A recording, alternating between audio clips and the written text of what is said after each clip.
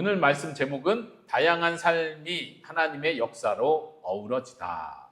오늘부터 이제 15주차에 들어갑니다. 15주차는 에스라, 느헤미야, 에스더 세 권을 있습니다. 세 권이기 때문에 또 분량도 좀 많이 있습니다. 그래서 이번 주는 조금 더 많이 읽는다는 생각을 가지시고, 그렇지만 이 세 권 중요한 부분을 같이 읽도록 하겠습니다. 자, 오늘 함께 읽을 본문은요, 세 권 중에서 에스더서 10장 3절을 같이 읽겠습니다. 시작. 유다인 모르드게가 아하수에로 왕의 다음이 되고 유다인 중에 크게 존경받고 그의 허다한 형제에게 사랑을 받고 그의 백성의 이익을 도모하며 그의 모든 종족을 안위하였더라. 네, 에스더 10장에 나오는 거니까 끝부분이겠죠. 10장 3절인데 사실은 에스더서 전체의 마지막 구절입니다. 10장 3절로 끝납니다. 그래서 마지막 부분에 이 부분을 강조합니다. 모르드게에 대해서 얘기하면서 유다인 모르드게는 아하수에로 왕 다음이 되었다. 가장 높은 아하수에로는 누구예요? 페르시아 제국. 그 당시로 치면 전 세계의 가장 강력한 국가라고 생각합니다. 강력한 제국이에요.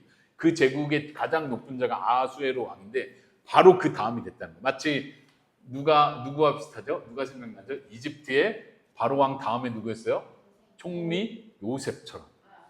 네, 그 당시엔 이집트가 전 세계를 장악하는 대제국이었다면 지금 이 상황에서는 아수르 제국을 삼킨 제국이 바벨론 제국이었어요. 바벨론 제국을 또 삼키고 더 크게 땅을 확장한 나라가 어디? 페르시아, 바사라고 표현하죠, 성경에서. 바사 제국이었는데 거기서 두 번째로 왕 바로 다음으로 높은 사람이 됐대요. 누가요? 모르드게가. 모르드게가 누구예요? 예, 에스더서에 나오는 에스더의 삼촌이 되죠.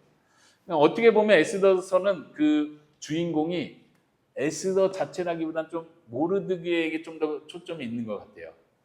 어쨌든 이 부분은 좀 이따가 잠깐 더 설명을 하고요. 이 구절에서는 모르드게를 마치 예수 그리스도를 보여주는 자로서 표현을 하고 있습니다. 보십시오. 아하수에로 왕 다음이 되고 유다인 중에 크게 존경을 받았다. 크게 존경받았다는 이 표현, 히브리어로 표현하자면 크게 되었다, 이런 뜻이에요. 마치 하나님께서 아브라함에게 너의 이름을 크게 만들어주겠다 한 것처럼 여기서는 모르드게가 큰 사람이 되었다, 이렇게 표현합니다. 그리고 허다한 형제, 그리고 그의 백성, 모든 종족에 뛰어난 사람이 된 거예요. 사랑을 받고 이익을 베푸는 사람, 다시 말하면 선을 베푸는 사람이 됐고 모든 종족을 안위하였더라. 마지막에 이 안위하였다라는 표현도 중요한데요. 이 안위하였다는 말 속에 히브리어에는 무슨 단어가 나냐면 여러분들이 잘 아는 샬롬, 이런 표현이 나와요.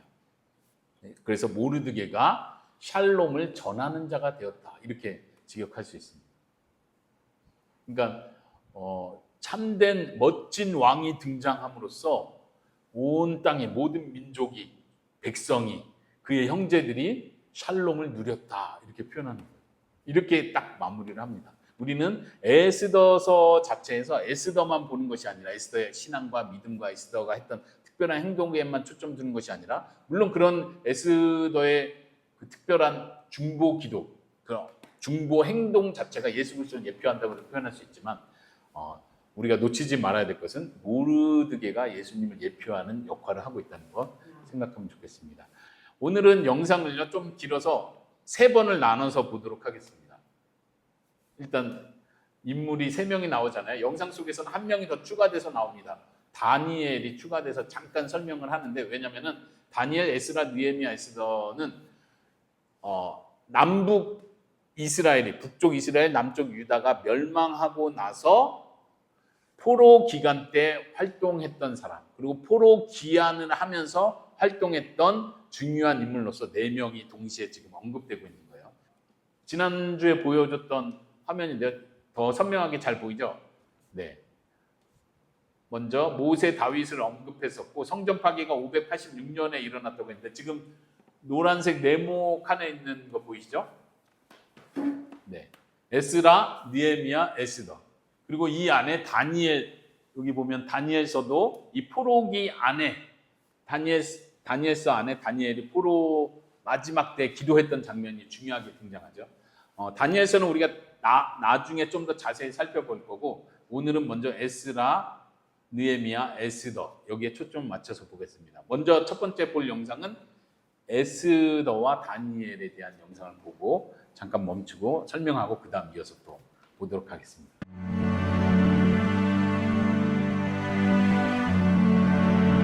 이번 영상은 리딩 지저스 2권 다니엘과 에스더, 느헤미야와 에스라의 이야기를 살펴보겠습니다. 하나님께서 세우셨던 사람들이 과연 어떻게 쓰임받았는지, 그리고 그들을 통해 하나님께서 유배기 전후의 이스라엘에 어떻게 역사하셨는지 알아보도록 하겠습니다. 바벨론 유배기는 이스라엘 백성들에게 슬픔과 회개의 시기였습니다. 지난 과오를 애통하는 마음으로 돌아보고 회개하며 새로운 장래를 바라보는 때였지요. 동시에 이 시기의 이스라엘은 세상 속에서 하나님의 백성으로 살아가야 하는 과제를 안고 있었습니다. 그런 면에서 다니엘과 에스더, 느헤미야와 에스라는 하나님 백성이 살아가는 다양한 삶의 모습을 보여줍니다. 다니엘과 세 친구가 하나님께 대한 충성과 신실함으로 세상을 이기는 법을 보여준다면, 에스더는 하나님의 섭리 가운데 승리하는 삶의 모습을 보여줍니다. 느헤미야가 최전방에서 거침없이 싸워나가는 왕같은 리더십을 보여준다면, 에스라는 하나님 말씀이 공동체 가운데 역사하도록 뒤에서 묵묵히 가르치는 율법 선생의 본보기를 보여줍니다. 다니엘, 에스더, 느헤미야, 에스라, 이 네 사람은 모두 하나님께 부름받아 각자의 은사로 선하게 쓰임받았습니다. 이들의 다양한 삶의 방식이 어떻게 조화롭게 사용되어 하나님의 목적을 이루어가는지 지금부터 함께 살펴보도록 하겠습니다.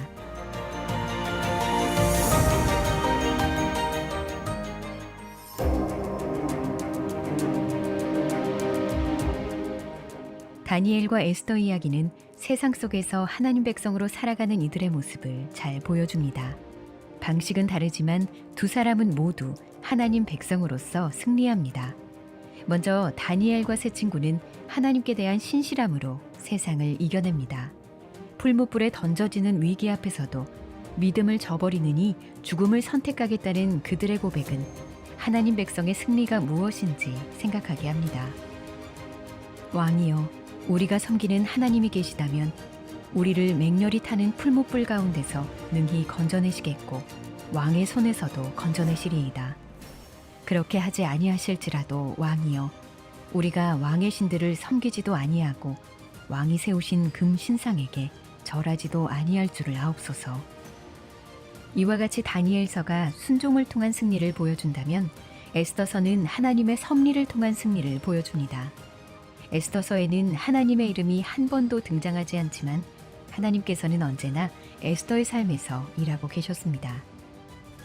밤에 잠을 이루지 못하던 바사의 아하수에로 왕은 왕실의 역대일기를 읽다가 모르드게가 왕을 암살하려는 신하들의 음모를 고발해 자신의 목숨을 구했다는 사실을 알게 됩니다. 왕은 이 일에 대해 모르드게가 아무런 포상도 받지 못한 것을 알고 그를 어떻게 존귀하게 할 것인지 하만에게 물어봅니다. 모르드게를 비롯한 유대인을 몰살시키려 했던 바로 그 하만에게 말이죠. 왕후 에스더는 죽음까지 불사한 신앙으로 나아가 하만의 음모를 왕에게 밝힙니다. 이로써 모르드게가 매달릴 뻔한 나무에 하만이 매달리게 되고 유대인은 건진받습니다. 사소해 보이는 일들이 전환점이 되어 큰 구원의 역사가 일어난 것입니다. 에스더가 왕후의 자리를 얻은 것도 바로 이때를 위한 것이었습니다. 에스더서는 세상에 우연이란 없으며 겉으로 보이지 않아도 하나님께서 만사를 주관하고 계시다는 사실을 우리에게 상기시킵니다. 네, 일단 여기까지 1달러 에스더서까지 살펴본 거예요. 다니엘 이야기는 우리가 또 많이 들어서 알지만 다음 시간에 다니엘서 우리가 실제로 읽을 때 그때 좀 더 자세히 이야기를 할 거고요. 에스더서에서는 이 영상에서 무엇을 강조했습니까? 네, 하나님의 섭리 부분을 강조했죠. 에스더서 자체에 하나님이란 단어 자체가 전혀 안 나오는데 여전히 우리는 하나님께서 이렇게 배경에서 사람들 뒤에서 역사의 무대 뒤에서 보이지 않게 일하고 계시구나 이걸 확실히 알 수 있습니다. 영상에서 강조했던 부분은 하나님께서 이때를 위해서 중요한 때를 위해서 이스라엘 유대 민족을 구원하시기 위해서 에스더를 준비해 놓으셨다 이 부분이죠. 우리는 역사를 통해서 이런 것들을 많이 경험할 수 있습니다. 악한 세력이 장악하는 것 같을 때 하나님께서는 여전히 선한 사람 한 사람 한 사람을 심어놓는 걸 보죠. 네, 에스더서에서는 그걸 강조했는데 제가 아까 우리 함께 읽었던 이 본문을 통해서 하나 추가적으로 더 강조하고 싶은 부분은 바로 그것입니다. 에스더서에서 모르드게에게 초점을 두고 있는 부분도 놓치지 말아야 한다는 거죠. 왜 그러냐면 에스더서에서 또 강조되고 있는 모르드게의 반대편에 선 사람이 있어요. 누구죠? 모르드게의 적군, 예, 하만. 하만은 어느 민족 사람입니까? 하만은 아말렉. 하만은 아말렉 사람이에요. 그리고 에스더서에서도 하만을 소개할 때 자꾸 아말렉 사람 하만 이렇게 표현을 해요. 이게 왜 중요할까요? 구약 성경 이야기 속에서 하나님께서 처음에 모세에게 아말렉 민족을 제거해라, 완전히 없애라 이런 명령을 내리세요. 그리고 나서 이 아말렉과 연관된 중요한 이야기가 어디에 등장하냐면 이스라엘의 첫 왕이 세워진 사울 왕 때 하나님께서는 사울 왕에게 명령을 하십니다. 그래서 아말렉 사람들 완전히 전멸해라. 그때 명령했던 명령이 바로 아말렉 사람과의 전쟁에서의 명령이었어요. 사울 왕이 어떻게 반응했습니까? 그 아말렉 왕 아각을 잡아서 죽이지 않고 데려왔어요. 죽이라고 분명히 말했는데, 그리고 또 양들, 소들 하나님께 제물로 바치겠다고 하면서 죽이지 않고 데려왔어요. 사실 하나님께서 전멸시키라고 특별히 명령한 중요한 명령이었기 때문에 모세에게 했던 명령 그리고 사울에게 했던 명령은 이 아말렉을 완전히 전멸하라는 명령이었어요. 그런데 사울 왕은 그 명령을 듣지 않고 결국은 선지자에게 지적을 받고 결국은 버림을 받게 되죠. 그때 나왔던 중요한 표현이 뭐냐면 순종이 제사보다 낫다. 하나님의 말씀에 순종했어야 되는데 사울 왕은 순종하지 않았습니다. 그리고 나서 재밌게도 다윗의 이야기 속에서 사울 왕에게 쫓기는 다윗이 아말렉 사람을 쳐서 승리했다. 아말렉 사람을 쫓아가서 전쟁에서 이겼다. 이런 표현이 몇 번 나오게 됩니다. 이런 표현도 아주 중요한 표현이죠. 그리고 또 하나 아말렉에 대한 이야기가 끊어질 만할 때 이스라엘 왕 가운데 지난번에 우리가 살펴봤던 히스기야 왕 있죠. 히스기야 왕 때에 아말렉이 아말렉 사람들을 점령했다. 아말렉 사람들을 쳤다. 승리했다. 이런 표현이 나옵니다. 그러니까 중요한 왕들, 하나님께서 인정하는 훌륭한 왕들은 아말렉 사람을 쳐서 승리한 경우들을 일부러 초점을 맞춥니다. 그리고 에스더서에 와서는 마치 아말렉은 하나님의 백성의 원수의 상징으로서 다시 등장하는 거예요. 이미 아말렉은 이미 흩어져 있고 말하자면 페르시아 제국 안에서 다 정복이 됐겠지만 그 안에 아말렉 사람과 유대 사람, 하나님의 백성과 하나님의 백성을 괴롭혔던 원수의 상징으로서 하만과 모르드게가 등장한다는 거죠. 그리고 하나님의 백성의 원수인 하만이 모르드게와 유대 민족을 전멸하려고 계획하고 그것이 바로 앞까지 왔을 때 어떤 일이 일어나요? 역전이 일어나죠. 상상하지 못한 하만의 입장에서는 생각도 못한 모르드게를 죽이려고 세우는 높은 그 기둥에 자신이 도리어 꽂혀서 죽는 역전이 일어납니다. 바로 이러한 원수에 대한 승리 자체가 예수 그리스도의 승리를 아주 잘 보여주고 있죠. 우리는 신약의 관점에서 예수님께서 이미 이루신 그 관점에서 에스더서를 다시 볼 수 있습니다. 그래서 이 표현 다시 한번 생각하면 좋겠습니다. 이번에 두 번째 볼 영상은요, 느헤미야에 대한 이야기를 먼저 살펴보겠습니다. 느헤미야는 어떤 사람이었죠? 70년에 바벨론의 포로로 끌려가서 70년의 기간이 끝날 때쯤에 다시 귀환을 하고, 귀환한데도 몇 년 동안 하나님께서 많은 선지자를 보내서 성전을 재건합니다. 그리고 또 시간이 많이 지났는데 느헤미야는 뒤늦게 이 예루살렘 성에 대한 이야기를 듣습니다. 성전은 이미 세워진 거예요. 근데 뭐가 남아있어요? 아직 성벽이 세워지지 않았어요. 그러니까 성전은 세워졌는데 예루살렘 성이 성으로서, 도시로서 모양을 갖추고 있지 못한 상황이었죠. 그리고 그 예루살렘 성에 살게 된 유대 사람들이 어려움과 공경에 처했다는 이야기를 듣고 느헤미야는 금식해서 기도하기 시작합니다. 그리고 예루살렘 성에 가서 성벽을 다시 재건하는 아주 큰 중요한 일을 맡습니다. 그리고 이어서 말하자면 사회개혁, 종교개혁까지 일으키는 아주 훌륭한 지도자로 소개되는데, 느헤미야에 대한 이야기 먼저 보고요. 마지막에 또 에스라와 함께 비교하면서 보도록 하겠습니다.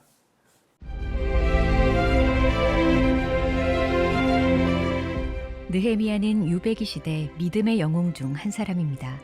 그는 바사의 아닥사스다 왕의 절대적인 신임을 얻어 이스라엘 백성들과 함께 성벽 재건을 이끌었던 인물로 성경의 인물 가운데 훌륭한 리더로 평가받습니다. 느헤미야 곁에는 그를 따르는 사람들이 많았지만 동시에 그는 늘 대적들과 마주해야 했습니다. 느헤미야는 기도의 사람으로 묘사됩니다. 예루살렘에서 일어나는 개탄스러운 일들을 전해 들은 그는 울며 금식 기도를 합니다. 느헤미야의 기도는 오늘날 우리의 기도와 같이 현실적이고 구체적이었습니다. 그러나 그의 기도는 현실적인 것 이상의 의미를 갖고 있었습니다. 느헤미야는 열왕기상 8장에 기록된 솔로몬의 성전 봉헌 기도의 근거에서 기도했습니다. 이런 의미에서 성경의 저자는 느헤미야를 단순한 기도의 사람이 아닌 솔로몬의 기도를 하는 사람으로 보여줍니다. 솔로몬의 봉헌 기도를 느헤미야가 성취했다고 말하는 것이죠. 또 느헤미야의 기도는 하나님께서 솔로몬에게 약속하신 것을 바라보는 기도였습니다. 내가 하늘에서 듣고 그들의 죄를 사하고 그들의 땅을 고칠지라. 느헤미야는 하나님께서 약속하신 회복을 기대했을 것입니다. 기도와 함께 느헤미야는 예루살렘 성벽 재건을 시작합니다. 성벽 재건은 단순한 건축 과업이 아니라 도처의 대적들의 위협이 도사리는 거룩한 전쟁이었습니다. 그래서 느헤미야는 백성들에게 두려워하지 말라고 권면하며 여호와께서 그들을 위해 싸우실 것이라고 말합니다. 거룩한 전쟁의 승리는 여호와께 속해 있기 때문입니다.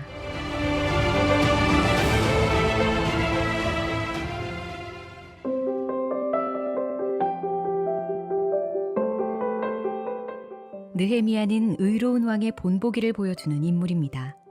공의로운 통치자로서 역할을 다했을 뿐 아니라 백성들의 마음을 북돋아 하나님을 신뢰하게 하고 여호와께만 승리가 있음을 가르쳤기 때문입니다. 그에게는 성벽 재건의 책임과 함께 공정한 공동체를 세워야 하는 임무가 있었습니다. 흉년으로 인해 자식까지 종으로 팔아야 할 상황 속에 있는 가난한 사람들의 울부짖음에 느헤미야는 행동을 취합니다. 백성들에게 무거운 세금을 매기지 못하게 하고 형제들끼리 높은 이자를 매기는 것도 금지시킵니다. 또한 느헤미야 자신도 백성 위에 군림하지 않습니다. 아울러 그는 제사의식도 개혁합니다. 성벽 봉헌식 날 백성들의 행렬을 정비하고 노래하는 자들을 지정한 것입니다.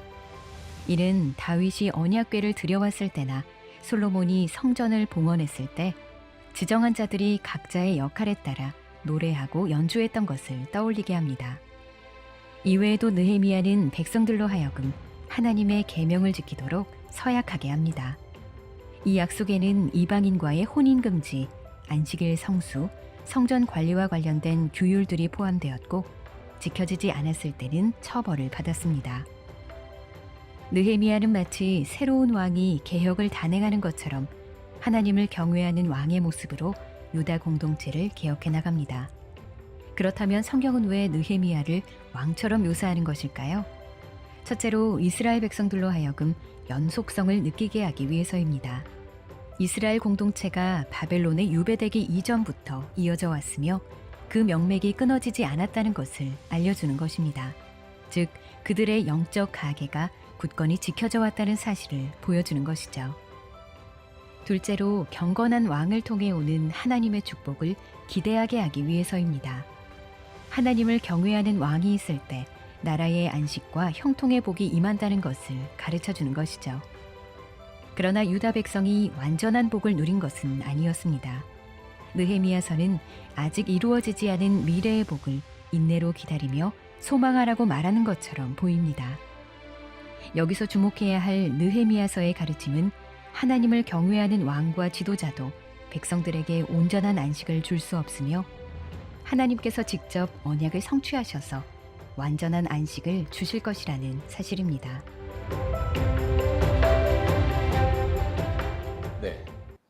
지금 느헤미야에 대해서 쭉 얘기를 하면서 느헤미야는 어떤 사람으로 묘사가 된다고 했어요? 왕처럼 묘사가 된다고 했어요. 실제 왕이 아니죠. 지금 그 당시 상황이 어떤 상황이라고 했어요? 페르시아 제국이 지금 전체를 잡고 있는 상황이고 유다 백성들은 하나님의 백성이 유다 백성들이 이미 포로로 다 끌려간 상태에서 그 중에 몇 명만 다시 예루살렘 성으로 귀환을 한 상태예요. 그래서 독립을 한 건 아니에요. 유대 민족이 독립을 선언하고 여기에 왕을 세우고 자기네 정치를 하고 이런 상황이 아니라 예루살렘 성이 회복되고 성전이 회복됐을 뿐이에요. 그런데 이게 너무 초라한 상태에 있는 거죠. 그런데 하나님께서 준비된 느헤미야를 이 예루살렘 성에 보내서 성벽을 재건할 뿐만 아니라 사회개혁, 이 성 안에 도시개혁을 일으킨 거예요. 마치 작게나마 하나님의 나라가 다시 세워진 것 같은 느낌을 받게 했다는 거죠. 왕으로서 묘사가 됐습니다. 왜 그랬다고 했습니까? 두 가지를 말했었는데 기억납니까? 왜 왕으로 표현했어요? 첫 번째 두 가지였습니다. 첫 번째는 이 왕의 계통이 계속 이어진다는 걸 보여주기 위해서예요.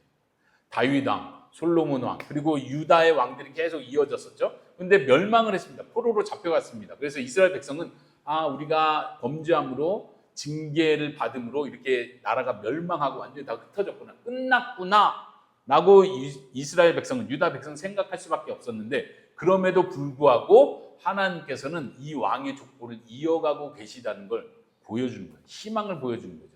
하나님께서는 유다 백성을 완전히 끝낸 것이 아니었다라는 걸 보여주는 게 첫 번째 이유였습니다. 왕처럼, 왕의 직분은 아니었지만 왕처럼 묘사됐습니다. 두 번째 이유는요, 쉽게 말하면 이런 거예요. 여전히 이스라엘 백성들에겐 하나님을 경외하는 지도자가 얼마나 필요하고 중요한지를 보여준다는 거죠. 한 지도자가 하나님을 경외함으로 하나님의 일을 이루어갈 때, 하나님 백성들을 돌볼 때 그 백성들은 그 안에서 복을 누릴 수 있는 거예요. 하나님의 은혜를 경험하게 되는 거예요. 이런 차원에서 느헤미야의 이런 지도력과 느헤미야의 행동은 예수 그리스도를 소망하게 만드는 거죠. 구약시대 사람들에게 뿐만 아니라 신약시대 사람들에게도 참된 왕, 우리를 다스리는 의로운 왕, 온전한 왕, 하나님의 사람이 필요하구나. 그래서 더욱 예수님을 소망하게 한다는 것입니다. 아까 마지막 표현에서 이런 표현이었죠. 느헤미야가 그런 큰 일들을 했지만 참된 안식을 다 준 것은 아니다. 왜요? 아까 말한 것처럼 여전히 그 페르시아 제국 안에 식민지로서 살고 있는 거기 때문에 그렇죠. 우리가 바라보는 예수님의 다시 오심은 온전한 하나님의 나라, 온전한 하나님의 백성으로서 우리가 온전한 복을 누리는 걸 소망하는 것입니다. 실제로 예수님께서 어린 아이로 오시고 십자가에 죽으시고 제자들에게 복음이 증거되는 그 모든 과정 속에서도 여전히 온전한 안식은 이루어진 건 아니었어요. 예수님은 구원을 이루셨습니다. 성취했습니다. 그러나 완성한 단계는 아니었습니다. 지금 우리는 그 과도기에 살고 있습니다. 그런 차원에서 이스라엘 백성들이, 유다 백성들이 페르시아 제국 안에 살던 상황과 비슷합니다. 오늘날 우리 그리스도인들의 삶은 예수님을 따르던 제자들이 로마 제국 안에서 핍박을 받으면서도 예수님의 통치 아래 있었던 것과 비슷한 상황입니다. 이중적인 삶을 사는 거죠. 예수님의 통치를 받으면서 동시에 로마 제국의 통치에 순종하는 삶. 오늘날 우리도 마찬가지입니다. 우리는 예수님을 믿기 때문에 이미 하나님의 백성이고 예수님 우리의 왕이십니다. 그러나 우리는 여전히 대한민국의 사람으로서 태국에 있다면 태국 안에서 이 사회적 질서를 따르는 자로서 이중적으로 살고 있습니다. 그런 의미에서 우리는 참된 왕을 더 소망합니다. 구약시대의 백성들과 똑같이 우리는 참된 왕이 온전히 오셔서 하나님의 나라를 완성할 때를 간절히 바라게 되는 것입니다. 느헤미야를 통해서 우리가 그런 부분을 볼 수 있습니다. 마지막 세 번째 영상은요, 다루지 않았던 에스라에 대해서 배우고, 에스라와 느헤미야의 차이점, 리더십의 차이점을 보면서 예수님을 한 번 더 생각하는 시간 갖도록 하겠습니다. 영상 세 번째 보겠습니다.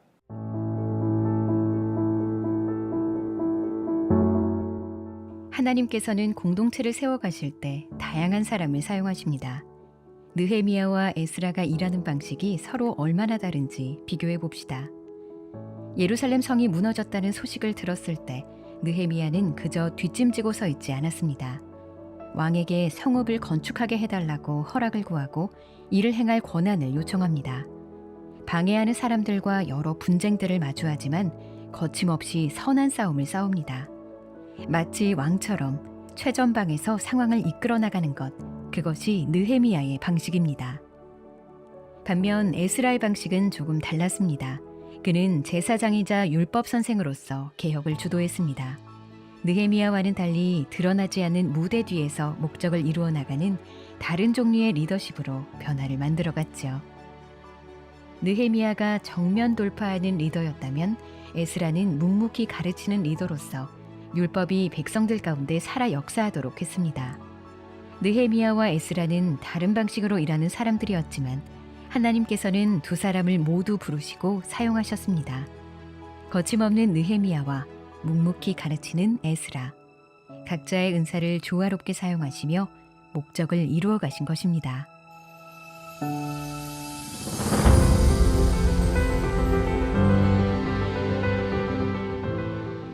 느헤미야와 에스라는 훌륭한 리더였지만 더 나은 분을 갈망하게 합니다. 현재 누리는 축복이 있더라도 그것만으로는 궁극적인 구원에 이르지 못하기 때문입니다. 느헤미야처럼 거침없으면서도 에스라처럼 온유하신 분, 느헤미야처럼 단도직입적이면서도 에스라처럼 섬세하신 분, 모든 인격의 완벽한 조화를 이루고 계시는 바로 그분, 예수님을 바라게 되는 것입니다. 예수님은 성전을 정결하게 하시려고 채찍을 들기도 하셨지만 예루살렘 성을 바라보며 눈물 흘리기도 하셨습니다. 위선적인 바리새인들을 꾸짖으셨지만 세리와 죄인들의 친구로 불리시기도 했습니다. 유다의 사자이시며 동시에 하나님의 어린 양이신 분, 그 예수님 안에서 하나님의 인자와 공의가 완전한 조화를 이룹니다. 느헤미야와 에스라는 우리로 하여금 이런 예수 그리스도를 바라보게 합니다.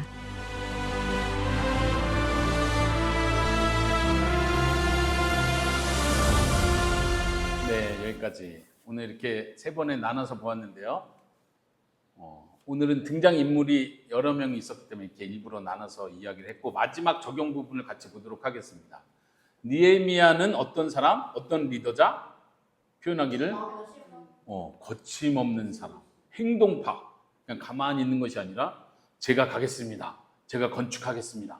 그리고 적군들이 몰려올 때 느헤미야는 마치 아까 표현한 것처럼 왕처럼 전쟁에 나가 싸울 준비를 하는 사람처럼 또 백성들을 무장시키는 사람처럼 아주 강력한 리더십이었어요. 이런 리더십도 있습니다. 또 에스라는 어떤 리더십이라고 했습니까? 에스라도 리더이긴 했지만 제사장으로서 율법을 가르치는 사람으로서 사람들에게 하나님 말씀을 풀어 설명해 주는 사람으로서 중요한 종교적 역할을 했습니다. 여기서는 섬세함, 온유함 이렇게 표현했습니다. 그러면서 우리가 이 두 리더를 통해서 누구를 볼 수 있어야 한다? 예수 그리스도를 볼 수 있어야 한다. 예수님은 어떤 분이셨습니까? 느헤미야 같았습니까? 에스라 같았습니까? 그런 면에서 온전한 리더십에 필요한 모든 것을 가지신 참된 리더로서 우리는 예수님을 바라보고 생각할 수 있습니다. 적용을 한다면 두 가지 정도로 생각하겠습니다. 첫 번째는 우리 각자들이 에스라를 닮았든 느헤미야를 닮았든 각 사람이 다르다는 것을 받아들이는 게 참 중요한 것 같습니다. 이 어려운 때, 그러니까 이스라엘 백성이 포로로 잡히고 포로에서 풀려나서 귀환해서 이스라엘을 재건해야 되는 이 중요한 때 하나님은 각각 다른 사람들을 사용하신다는 거예요. 왕비 에스더는 페르시아에 살던 사람이었죠. 페르시아 왕궁에 살던 사람이에요. 그때는 이미 예루살렘에 성전을 재건한 상태예요. 에스더는 왜 예루살렘으로 안 갔죠? 어쩌면 예루살렘에 있던 귀환한 사람들은 저 에스더는 완전히 말하자면 우리나라를 배신했네. 국적으로 옮겨버렸네. 저기서 왕비 생활하면서 너무 화려한 삶을 사는 거 아니야? 우리는 예루살렘에 와서 재건하고 성전 짓느냐 고생하는데 이렇게 비난하는 사람도 있을 수 있었을 거예요. 그렇지 않을까요? 다니엘은 어땠습니까? 다니엘도 성전 귀환 때, 예루살렘 귀환 때 가지 않은 사람이에요. 그리고 그 다음 왕이 될 때까지 다니엘은 계속해서 그 왕궁에 살면서 아주 높은 지위를 유지했던 사람이에요. 그 예루살렘 성에 있던 사람들 입장에서 왜 저 사람은 신앙이 없나? 왜 일로 안 오지? 하나님의 성전이 여기 있는데 왜 바벨론 왕궁에서 저렇게 살고 있지? 거기서 우상 숭배하고 있는 거 아니야? 이런 오해를 받았을 수도 있죠. 그러나 하나님께서는 각 사람을 각자의 위치에 두십니다. 누가 누구를 판단하는 게 아니에요. 자기의 신앙을 지키느냐가 더 중요해요. 그 자리에서 자기가 받은 역할에서. 에스라 느헤미야도 마찬가지죠. 성격상 리더십 모양이 달라요. 서로 비난할 게 아니에요. 왜 당신은 무기를 들지 않습니까? 왜 당신은 말씀을 더 연구해서 사람들 가르치지 않습니까? 서로 이렇게 다투는 것이 아니라 하나님께서 자신에게 맡기신 역할에 충실하는 거예요. 우리도 마찬가지입니다. 우리가 자꾸 이 사람이 이런 재능이 있고 나는 이런 걸 좋아하는데 남과 비교하면서 자신이 위축될 때가 많아요. 혹은 남을 보면서 비난할 때도 많아요. 하나님께서는 각자의 위치에 각자에게 재능을 주시고 하나님께서 사용하십니다. 이 모든 것을 아름답게 조화롭게 완성하시는 분은 하나님이십니다. 우리는 다른 사람이 하고 있는 역할을 다 파악하지 못합니다. 저 사람 중요한 역할 안 해? 이 사람은 중요하지 않네? 함부로 말할 수 없다는 거죠. 중요한 건 나와 하나님과의 관계에서 내가 하나님 앞에 온전히 쓰임받고 하나님께서 원하시는 일을 하고 있느냐가 더 중요한 거죠. 어쩌면 또 하나 비교해서 생각해야 될 건 내가 모든 사람처럼 완벽한 사람이 될 수 없다는 걸 받아들이는 거예요. 나는 내 재능은 이거구나. 저 사람은 저걸 훌륭하게 잘하네. 칭찬해 주면 돼요. 내가 반드시 저 사람처럼 되어야 되는 건 아니에요.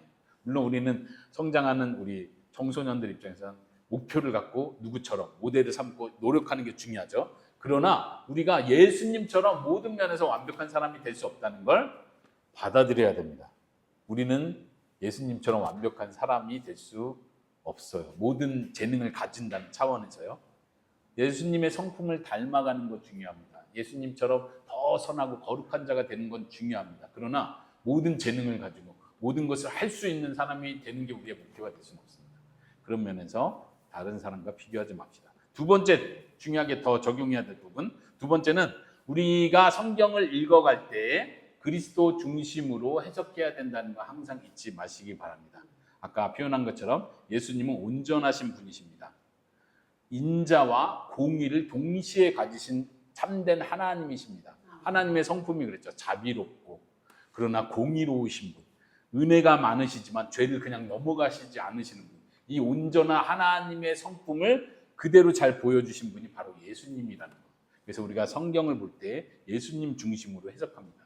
그래서 느헤미야서, 에스더, 에스라를 우리가 읽어갈 때 예수님을 그 안에서 발견할 수 있기를 바랍니다. 네, 우리가 예수님을 더 알아가고 생각할수록 매일매일 삶 속에서 예수님을 묵상하고 성경을 통해서 예수님을 더욱더 구체적으로 바라보고 예수님이 어떤 분인지 우리 마음에 실제로 계속해서 느껴갈 때 우리의 기도가 살아있게 될 줄로 믿습니다. 다른 분에게 기도하는 것이 아니라 예수님께 기도하고 예수님의 이름으로 하나님 앞에 나아가고 우리의 기도 속에서 예수님을 계속해서 구체적으로 생생하게 늘 느끼고 경험하고 생각할 수 있기를 바랍니다. 하나님께서 저희들을 사랑하여 주시고 저희들 향한 놀라운 계획을 지금도 이루어 가심을 믿습니다. 우리의 참된 소망은 온전하신 우리의 왕 예수 그리스도이심을 고백합니다. 이 세상에 어느 누구도 우리에게 참된 안식을 다 줄 수 없고 이 세상에 어떤 지도자도 우리의 삶을 참으로 행복하게 만들어줄 수는 없습니다.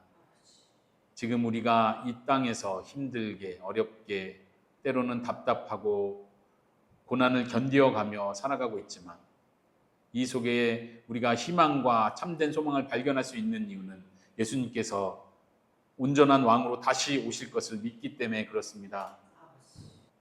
주 성령님 우리를 다스려 주시고 또한 다시 오심으로 참된 주의 나라를 완성하여 주시옵소서. 주의 백성으로 순종하는 주의 백성으로 사는 것이 우리의 기쁨입니다.